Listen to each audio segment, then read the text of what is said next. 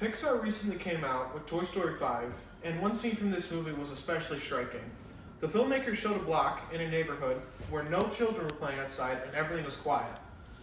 Children were just staring at screens through each window. Their faces were bathed in blue light.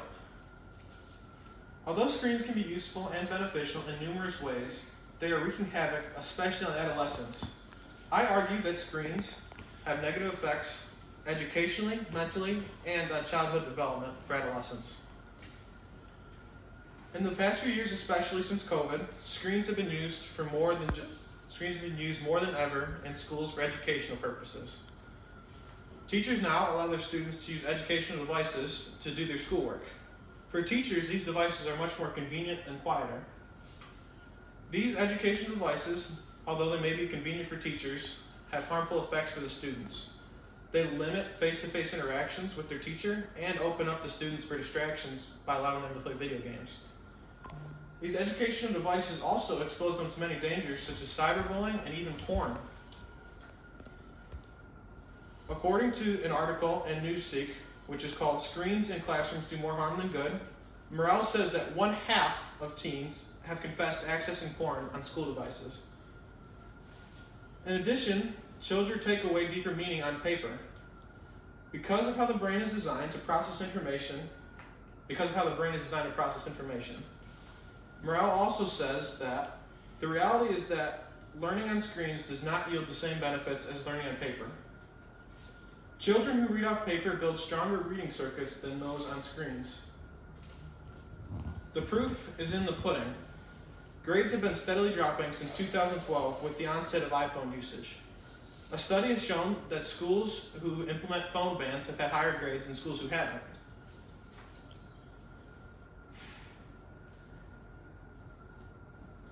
In each instance, phone bans have had higher impacts on test scores positively. Screens also have negative impacts on mental health as well. According to Science Insights, excessive screen time is consistently linked to a higher rate risk of depression, especially in teens and young adults. Screen use, especially at bedtime, can cause sleep deprivation because of the blue light that is emitted which prohibits the body from sleeping. This blue light prohibits the body from producing melatonin, which is needed to sleep. This overstimulates the brain, which causes a lack of sleep, which eventually causes depression. Another factor that screens cause depression is cyberbullying.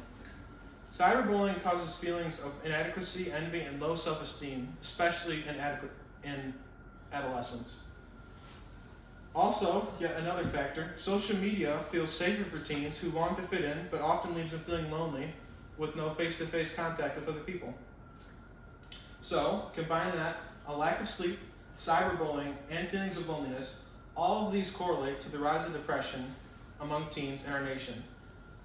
In fact, the teen suicide rate has skyrocketed. According to the U.S. Centers for Disease Control, the suicide rates for boys between the ages 10 and 14 increased by 91% between the years 2010 and 2020. For girls, the suicide rate has increased by 167% in the same age group.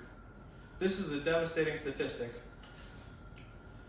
Finally, screens are damaging to normal childhood development.